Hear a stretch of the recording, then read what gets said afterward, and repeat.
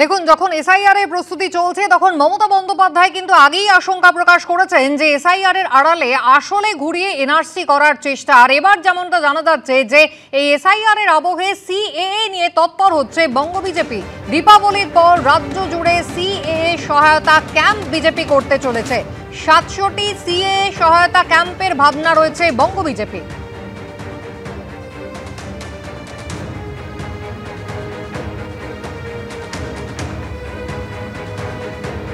সাতশোটি CA সহায়তা ক্যাম্পের ভাবনা রয়েছে বঙ্গ বিজেপি সূত্রে। এই খবরে অবশ্যই নজর রাখবো। তবে কিছুক্ষণ আগেই আপনাদের যেমন জানালাম, কেন্দ্রীয় স্বরাষ্ট্রমন্ত্রী অমিত শাহ তিনি কিন্তু স্পষ্টই বলছেন অনুপ্রবেশকারীদের ঠেকাতে হবে, অনুপ্রবেশকারীদের ভোটার তালিকা থেকে ডিলিট করতে হবে।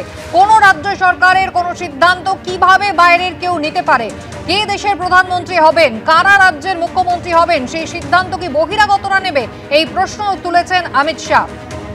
এসআইআর হলে আপত্তির জায়গা কি রয়েছে, কেন অনুপ্রবেশকারীদের তাড়ালে বিরোধীদের এত আপত্তি?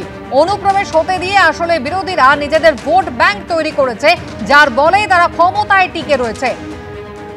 অমিত শাহর দাবি গোটা দেশে এসআইআর চালু করে খুঁজে খুঁজে অনুপ্রবেশকারীদের ডিলিট করা হবে।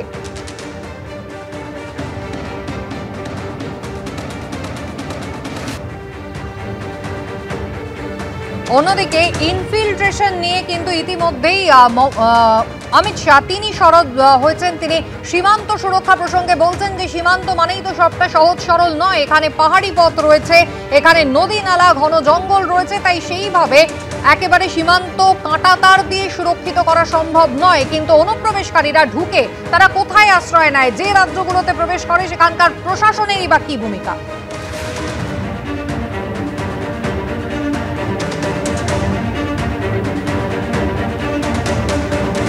অনুপ্রবেশকারীদের যে কোনো ভাবেই হোক ঠেকাতে হবে, কেন্দ্রীয় স্বরাষ্ট্রমন্ত্রী এমনটাই বলছেন। খুঁজে খুঁজে ভোটার তালিকা থেকে এদের ডিলিট করতে হবে। তৃণমূল মুখপাত্র অরূপ চক্রবর্তী আমাদের সঙ্গে এই মুহূর্তে রয়েছেন টেলিফোন লাইনে। অরূপবাবু, কি বলবেন? কেন্দ্রীয় স্বরাষ্ট্রমন্ত্রী তিনি স্পষ্টই বলছেন যে অনুপ্রবেশকারীদের নিয়ে এত বিরোধীদের মাথা ব্যথা কেন? এই অনুপ্রবেশকারীদের ভোটার তালিকাতে রেখে এই বিরোধীরা ক্ষমতায় টিকে রয়েছে। কেন বাইরের লোক তারা ঠিক করবে কে হবেন দেশের প্রধানমন্ত্রী, কারাই বা রাজ্যের মুখ্যমন্ত্রী হবেন, এই সিদ্ধান্ত বহিরাগতরা কেন নেবে? শুধু তাই নয়, সীমান্ত সুরক্ষা প্রশ্নে কিন্তু তিনি একেবারে স্পষ্ট বলছেন সীমান্ত তো এভাবে কাঁটাতার দিয়ে রক্ষা করা যাবে না। ঢুকে পড়ার পর কোন রাজ্যে এরা থাকছে, সেখানকার প্রশাসন কি করছে? এই যে কদিন আগে বিহারে এসআইআর হলো, বিহারে কজন অনুপ্রবেশকারীকে পাওয়া গেল? কার্যত অঙ্কটা ওই আমাদের আর্যভট্টের আবিষ্কারের কাছে পৌঁছে গেছে, অর্থাৎ শূন্যের কাছে পৌঁছে গেছে। সুতরাং বিহারে যখন এসআইআর হলো তখনই একই গল্প দেওয়া হয়েছিল। আমাদের বক্তব্য প্রথম দিন থেকে যা ছিল আজও তাই আছে। যে 65 লাখ ভোটারের নাম বাদ দিয়েছিল বিহারে, তার মধ্যে থেকে 23 লাখের নাম তুলতে হয়েছে আবার সুপ্রিম কোর্টের কাছে ভেচানি খাওয়ার পরে। কেন তুলতে হয়েছে? কারণ তারা ভারতবর্ষের বৈধ নাগরিক। তাদের নাম বাদ দিয়েছিল কেন নির্বাচন কমিশন? বিজেপিকে সুবিধা পাইয়ে দেওয়ার জন্য, ভোট চুরি করে ভোটে জেতার জন্য। অর্থাৎ যেই অভিযোগ সারা ভারতবর্ষে বিরোধীরা করছিল, সেই অভিযোগকে কার্যত স্বীকৃতি দিল বিহারে এই 23 লাখ লোকের নাম তুলে দিয়ে।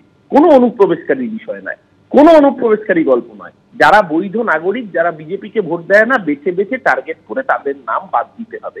অনুপ্রবেশকারীদের রাখবার কথা কেউ বলছে না। অমিত শাহ একটা ন্যারেটিভ তৈরি করার জন্য এই কথা বলছেন। যদি ওনার দাবির সারবত্তা থাকতো তাহলে বিহার ওনার এই দাবির সপক্ষে কিছু না কিছু তথ্য তুলে ধরতে পারতো। কিন্তু বিহারের এসআইআরে অনুপ্রবেশকারীর সংখ্যা কার্যত শূন্যের ঘরে। তার জন্য অমিত শাহ প্রতিটি কথা মিথ্যে কথা বলছেন।